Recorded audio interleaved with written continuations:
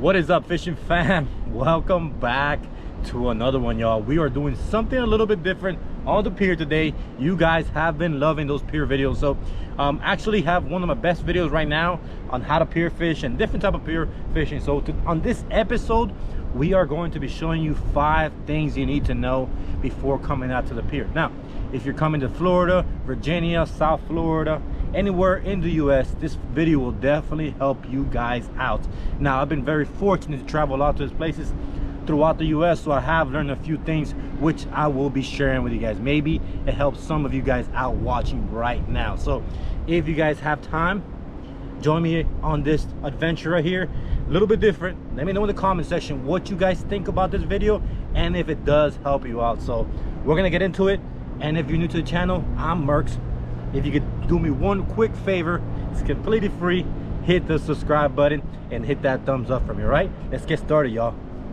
All right, let me show you. Let me start off with you guys. We'll start off with, now I'm not gonna do the top 5. I'm just gonna go on with it. Now let's start off with number 1. To me, one of the most important things, and I do have a video coming out this week in South Florida. I actually got 3, which definitely helped me out a lot. And this is a beautiful thing about fishing. You're always continuously learning on this, but something that could definitely help you guys out here if you're coming out, looking at the high tides and the conditions that you're coming out. Now, what we learned on the trip from South Florida, which you guys will see if you guys stay tuned to the channel. Next episode's coming up, the conditions and the tide. We were fishing high tide the last few days, which definitely helped out. Now, what you guys want to do is fish that turning tide 3 hours before it's happening. That's something you could definitely learn. There's a bunch of apps you guys can download on telling you which tide to fish. Now, if that doesn't work and you don't want to put the effort into it and want to keep it simple, another thing you can do is fishing the morning time and the afternoon time. Why is that? Right now, especially right now, it is the summer, so water gets a little bit hot and these fish don't like to feed in extremely hot water. So go out there in the morning where the water is cooler, where they're feeding, where it's at morning time, because we all need our breakfast, even just like fish, and afternoon bite, because that will also water start to cool down. That will definitely help you on catching more fish. Look up the tide fishing. There's a bunch of apps you can download. Right off the top of my head, I can't tell you guys because I have 4 different types. So that's tip number 1 that will definitely help you guys out, especially if you're coming out to the pier. And let's get into the next one. Let's go. All right, guys, now let's get into number 2, which is one of the things that took me a long time to learn, which you guys will learn as you spend more time in the pier. It is, what type of fish are you targeting?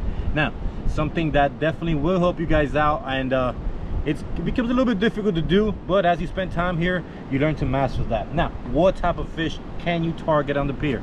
If you guys notice this closer area right here, which is the beach side right here, you have cleaner water. It's not as deep, so the fish you want to target on these areas like here could be, and this is all through Florida and every different areas, like redfish, pompano, snook, mackerels, even up close. Guys, this is a few examples for you guys. Whitings, which are very, very tasty fish, and even permit sometimes, especially South Florida. So if you're coming out to this side right here, these will be this type of fish. Now, if you guys are going more to the end of the pier over there, that is where you will target more pelagic fish like king mackerels, tarpon. Now, tarpon will come by close sometimes, but most likely you always catch them at the end. Mahi-mahis on the pier, cobias, barracudas, just to give you guys an examples of a few fish that you can catch. So definitely take in mind doing some research on where you're going and what type of fish you are going to target. Or also what you can do, guys, one thing I do, and some people don't like me doing that, but I actually call the pier that I'm going. Most of the time the pier people will tell me what they are biting and what they're catching. So definitely be prepared on what you want to target and what you want to go for on the pier. Right, that is number 2. We're going to number 3. All right, guys, let me get into number 3. Tip number 3, which could be very important for you guys, is rod selection and what you want to target with these fish and what these rods can handle. Now, just right quick, we're going to show you guys, we are using an ugly stick inshore light setup right here. It's called medium light with a 4,000 size reel. Now this one I use for when I'm throwing for pompanos, when I'm throwing for macros, when I'm throwing small jigs, jerk bait, small jerk bait. Why do I use this? Is actually a 7'6", extremely light. That doesn't mess up your shoulder when you're casting those lures, when you're casting those spoons continuously for hours trying to cast these fish up close. This will be the first selection you guys want to go with. You could also go down all the way to 3,000 size reel, but why I like to choose the 4,000 is because I've been times where I'm fishing for mackerel and all of a sudden I hook on the redfish, and sometimes you want to stop them a little bit. So that is why I stick to a 4,000 and a medium light 7'6" ugly stirrup rod. Now, like I tell you guys, I will be leaving information down below to all the rods and reels that I'm using. Now, this right here is a 6,000 size reel, Cabo 60 Quantum reel with a medium heavy 7'6" rod. Now this rod, you know, there's a thickness right here. This rod is meant to get these redfish, these snook, these big fish when they go under the pier. It has a lot of support, so when you're trying to take them out there and when you're trying to fight them so they don't break you off, this is definitely the rod and reel you need. I will definitely stick from a 4 to 7,000 size reel on the pier. Now the third selection, and this is more from you're chasing those jacks, you're chasing those tarpon, you're side casting these big snook or big redfish.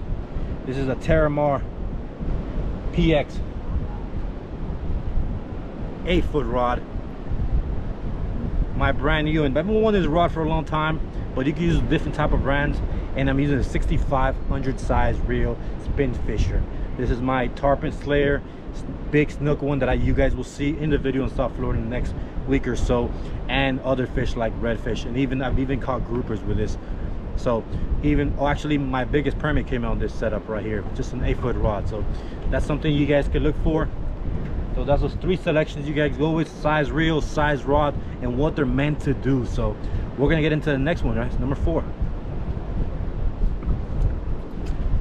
Whether you want to put this in there or not, I'm gonna put this in there. But you also want to get the longer rods because you're going to be able to have the casting distance, and being able to fish further away from the pier, it's going to help you catch more fish. If I can cast 20 yards or 20 feet even beyond other people, these fish, they usually feel the pressure and they'll run certain lines, and if you could throw out past there and then you catch them, if you could throw to them, then you catch them. So sometimes using a longer rod is the way. The thing about those longer rods is when you can throw it way out there, you could just cover so much more ground. And a lot of times you'll see people out here with shorter rods and they just can't reach the fish. So that's why we always use 7 foot and above, you know, 7'6", 8 foot, even 9 foot, stuff like that. You could really whip those lures out there, or those set rigs, or whatever you're using. Just a little point to Mercs. All right, yeah, we're gonna get you the next one, which is number 4. Very easy, but yet it's misunderstood, and I see a lot of people on the pier fishing these setups that I don't understand, which I do get, guys. When you're starting out fishing, just like I did a few years back, it was a little bit hard for me to understand that and why people did it. So today it is a little bit dirtier water, and that would make a difference on you catching fish. So on that point, this is what I like to use, especially if you're fishing live bait. I'm using and what this is called, a beautiful old classic called Carolina rig. I'm using a 5/0 hook, 40-pound fluoro right here, long leader line. Now why am I using a long leader line? It's because I am fishing live bait. Remember, the conditions could play a big part of your fishing on catching fish. So if it's windy, that's when I like to use a 1-ounce egg sinker or to a 2-ounce, depending on the wind. Now it's not windy at all, that's when you want to go down to a split shot. Even sometimes you could do live line with no weight at all, let the current take it, make it look alive. Why am I using the long leader line? It is because when that weight sits in the bottom, you want that bait to sit up top and make it look like it's presentable for the fish. Now if you're using cut bait like mullet, dead shrimp, that's when you go with half the size of the leader. Why is that? Because it is dead, you just want it flopping around. You don't need much of a long line. So that's one thing that can help you guys out. And the next one is, if you're using artificials, if you're using lures, I know you guys have seen it before, but it does make a difference, especially when you start using those gotcha plugs, those jerk baits and you started throwing for toothy critter fish like mackerels and bluefish, these you can get at Walmart, any bait shop. There's are called pre-made wires. This is a 40-pound. I have it set up with my top water just in case I see any jacks passing by. Why do I use that? Because those fish will break you off. Now when you're side casting snook, redfish, tarpon, that's when I'm using this setup right here. This is actually a 40-pound fluoro, longer leader line, and you can see right here my swim bait just in case we decide to see them. So those are 3 options you guys to go with when you are using the type of rig that you guys want to use. The number 1 was a Carolina, the number 2 was a pre-made wire 30-pound for those toothy critters, and this one was a Carolina long leader with a 40-pound for swim baits. All right, let's get to the last one. As now the last but not least, if you guys are like me and getting into a chase, throwing artificials, throwing lures, and there's so many ones you can pick, but I like to myself keep it 3 simples with 3 options. 1 is a good old jerk bait. Now remember guys, if you're going for king mackerels and other fish like that, or big jacks, that's when you want to go with a bigger size. One thing me and Dougie be fishing, what you guys saw earlier, is matching the hatch.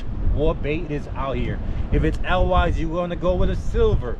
If you see a lot of pinfish and croakers, that's when you want to go with this color. That's called a jerk bait. Remember, mackerels and bluefish will hit the smaller ones. These will get hit by redfish and snook and other fish like that. When you're going to big pelagic fish like mahi, king mackerels, that's when you want to use the even bigger ones. They're called the Magnum XL. Another thing you can use out here, which I love guys, I absolutely love, is throwing top waters, especially for those big jacks and other type of fish. I've caught just about everything on these top waters. This is actually a medium size with that rig that I told you guys. And last but not least, I will show you guys one more extra. This is called a jig. You can use a spoon, you can use a gotcha. 2 options you guys could go with is the silver and the gold, because this time of year in the summer there's a lot of toothy critters which will love this. This is a 1.5 ounces, and why do I use this 1.5 ounces? Is for casting distance. Will definitely make that difference when you're trying to catch the fish in the other side of the bar and when people are not able to get to them. And the last one, which I don't have with me, is called a bucktail jig. 1.5 ounces, 1 ounce for those pompanos, for those mackerels, for those flounders, especially if you're bouncing it off the bottom. So that is it guys. Hope this video definitely helped you guys out. If you guys enjoyed this video, let me know in the comment section. This way I can keep making videos like that. And like I tell you each and every episode, get out there, go fishing safely guys. We'll see you till the next time.